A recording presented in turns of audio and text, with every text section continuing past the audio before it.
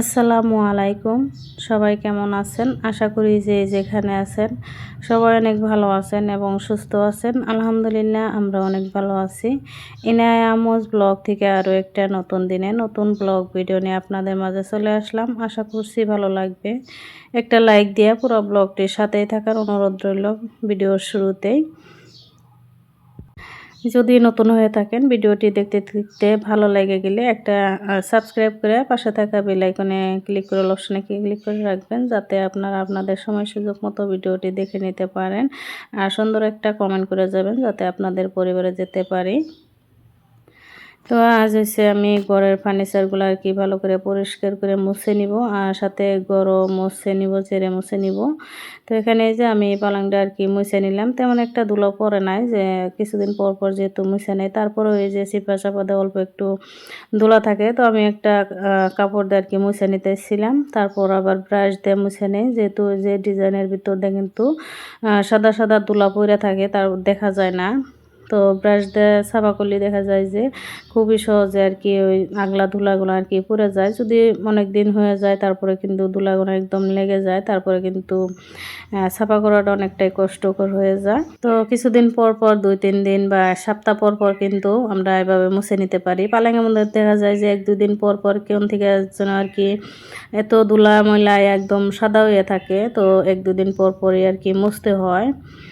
অনেকটাই ধুলা পড়ে যেহেতু রাস্তার সাথে বাড়ি, তার জন্য।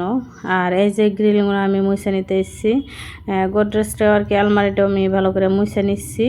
তারপরে যে গ্রিলগুলো আর কি মুছে নিতে এসেছি, গ্রিলে তেমন একটা ধুলা পড়ে না, আগলা আগলা অল্প অল্প ধুলা। তো এইভাবে যে একটা নিয়ে নিচ্ছি আমি, এটাতে ঝাড়ু দিলে কিন্তু অনেকটাই তাড়াতাড়ি হয়, আর আগলা ধুলাগুলো খুবই সহজে যায়। তো এই যে চিপা চাপা দিয়ে কিন্তু হাত দিলে গেলা হাতে কত সময় আর কি লেগে যায়, তার জন্য আর কি আমি এটা দিয়ে আর কি মুছতে আরাম পাই। যেহেতু এখন তেমন একটা ধুলা নাই, ভিজা কাপড় দিয়ে আমি তো এই রোজার মধ্যে আর কি ইতির মধ্যে আমি ধুয়ে নিছিলাম, মুছে নিছি, যেহেতু এখন তেমন একটা ধুলা পড়ে নাই, আগলা ধুলাগুলো আর কি। তো একটা সাহায্যে আর কি আমি ভালো করে ঝাড়ু দিয়ে নিছিলাম, আর গড় দর আর কি মুছে নিছিলাম। তো ভিডিও করা হয় নাই। তো এখন আমি এই যে বিকালবেলা চলে আসছি। তো আসলে তো সারাদিন অনেকটাই কাজ করছি, করে অল্প একটু দুপুরবেলা গা গোসল করে একটু জিরাইলাম। তারপর এখন বিকালবেলায় তো সন্ধ্যা রাখতে আমার হাঁস মুরগিগুলো সবে এখন খেতে আসছে। তো ওদেরকে আজ হয়েছে আমি দিয়ে দিব, আজকে আর কি অ্যান্টিবায়োটিক দিয়ে দিব। তো এখানে আমি 6টা ট্যাবলেট নিচ্ছি ওদের জন্য। তো এটা হচ্ছে টাস্টেন ও ট্যাবলেট। তো এটা আর কি 6টা নিচ্ছি, যেহেতু আমার মুরগি এখন অনেকটাই কম। এতদিন তো অনেকগুলো মুরগি আসলো, 10টা 12টা করে আমি ট্যাবলেট একসাথে দিচ্ছি, দিয়ে এইভাবে ভাত আর চাউল দিয়ে মিক্স করে নিতেছি।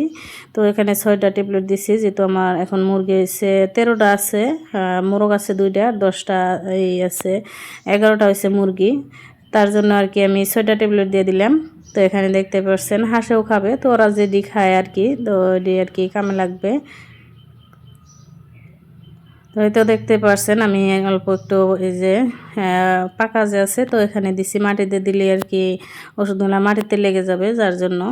আর এই যে আমার নতুন হাঁস আনছে যে এখানে দাঁড়ায় রয়েছে, তো ওদেরকে আর কি ওই সাইডে দিছি, ওরাও আর কি খেয়ে নিছে। তো আজকের ভিডিওটিতে থাকছে তো ঘর পরিষ্কার, তারপরে ফার্নিচার পরিষ্কার করে ঘর পরিষ্কার করে নিছি। তো এখন বিছানার চাদরটা উঠাইয়া নতুন একটা আর কি ধোয়া বিছানার চাদর বিছিয়ে নিলাম। তো বিছানাটা আর কি পরিষ্কার করে ভালো করে আর কি গুছাই নিতে এসেছি। তো রাত্রের আর কি রান্না করা হয়েছে, তো এই নাই আর কি ঘুম আসবে। তো রান্না ক্লিয়ারিও নাই, গ্যাসের চুলাই রয়েছে আরও। তো আমি দাদি আছে, দাদি গ্যাসের বগল আর কি রয়েছে, দাদিকে রেখে আমি বললাম যে বিছানাটা উঠাইয়া তারপরে আর কি নাকি ঘুম পাড়াই আসি। ওই না যেহেতু ঘুম আসবে কান্নাকাটি করতেছিল, দিনে আর কি আমি ঘর পরিষ্কার করে নিয়েছি, বিছানার চাদর উঠাইছিলাম না, কারণ হচ্ছে না সারাদিন দৌড়াদৌড়ি করে আর কি বিছানার মধ্যে ওঠে। তো যেহেতু সাদা বিছানার চাদর তো আবারও লেতরা করবে, যার জন্য কিন্তু আমি রাত্রে একদম উঠাই নিচ্ছি, যে সারাদিন আর কি খেলাধুলা করবে, যেহেতু অল্প একটু লেতরা হবে, যার জন্য আমি রাত্রে উঠাই নিব। তো বিছানা আর কি গুছাই নিয়েছিলাম, দেখতে পারছেন। তো এখন আসছি পরের দিন সকালবেলা ঘুম থেকে উঠে বাচ্চাদের টিফিনের জন্য অল্প একটু সেমাই বানাই নিতেছি, আর এখানে একটু চিয়া সিড ভিজাই রাখছিলাম, আর একটু লেবু দিয়ে খেয়ে নিছি। খেয়ে তারপরে যে রুটি বানাই নিতেছি ইনায়ের আব্বুর জন্য, আর আমরাও খাবো। তো মেয়ে টিফিন নিবে। দুই বোনেকে আর কি সেমাই দিয়ে দিছিলাম আর আমরা আর কি রুটি খেয়ে নিছিলাম। তো আসলে তো এক এক দিন এক এক টিফিন দেওয়ার চেষ্টা করি, যেহেতু একটি টিফিন প্রতিদিনই খেতে চায় না তার জন্য। তো আজকের ভিডিওটি হয়েছে 2 দিন 3 দিনকার মিলে আর কি ভিডিওটি আর কি সাজিয়েছি। তো এখানে যে সকালের আর কি অল্প একটু মুরগি মাংস আসছিল, তো সেই মুরগি মাংস দিয়ে আলু দিয়ে রান্না করে দিতেছি, সবজি নেই বাড়িতে তার জন্য। আর এখানে যে রুটিগুলো বানাই আর কি ভেজে নিতেছি।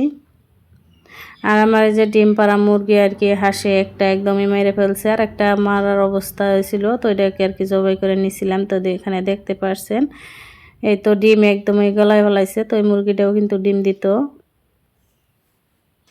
তো হাসে আর কি 2টা মুরগি আর কি মেরে ফেললো।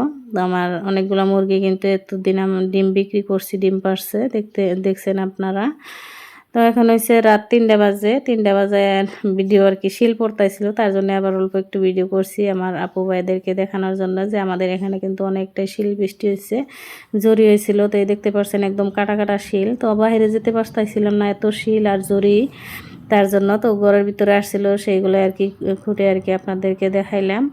তো একদম কাটা কাটা শিল, আর মনে হইতেছিল যে চাল মন কয় একদম ভেঙে পড়বো এখন। তো অনেকটাই শিল বৃষ্টি পড়ছে, দরজা গুছানোর জন্য কিন্তু ঘরের ভিতরে ঢুকছিল শিল। আর এই যে বাড়িঘরের অবস্থা পরের দিন সকালবেলা দেখতে পারছেন জরি বৃষ্টি। আর আমার যে ডিম পাড়া মুরগি একটা একদমই মেরে ফেলছে সন্ধ্যাবেলা। তো সন্ধ্যাবেলা আর কি 2 মুরগি আর কি পাইতেছিলাম না, এখন যে দেখি যে হাসে মেরে ফেলছে একটা, আর একটা আদা মরা হয়েছে, তো ওটাকে আর কি জবাই করে নিছিলাম। আর এটা হয়েছে যে মরে আসছিল, আমি এখানে ডেকে রেখে দিছিলাম যে রাত্রেবেলা কোথায় ফেলাবো, সকাল এখন আর কি নিয়ে আর কি মাটির তলে রাখছি।